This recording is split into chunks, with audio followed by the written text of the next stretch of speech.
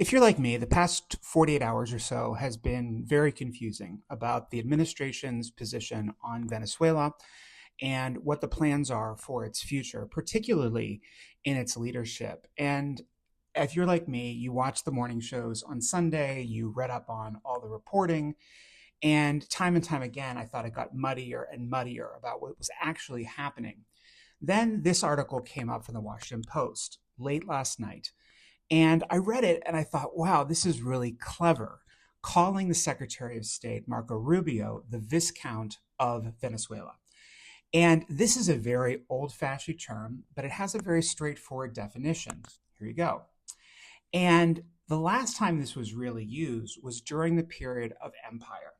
And that period of empire is when Spain owned places like Mexico, which was then called New Spain, and of course, places like Peru. And when the United Kingdom was effectively in ownership of India. Now, we know that empire doesn't last. We know that empire, especially these two empires, did eventually collapse on themselves. But it got me thinking that we might be entering a new period of empire where the United States is effectively gobbling up satellite nations within its hemisphere to bring them closer to American power. And that's concerning because empires are never built to last. They generally run out of steam, and they're oftentimes very hard to manage because size gets in the way of effective management.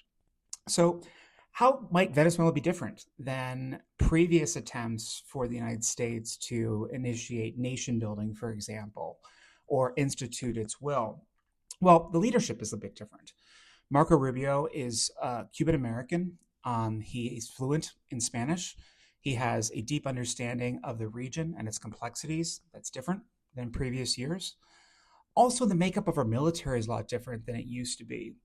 A full 1 out of 5 military personnel are the sons and daughters of immigrants or immigrants themselves.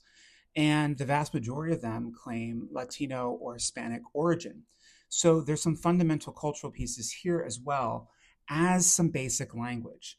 So I'm curious, is this all a big mistake for the United States? What do you think? Leave a comment below, like and subscribe, and of course, follow at populationnext.com. That's my Substack. That's populationnext.com.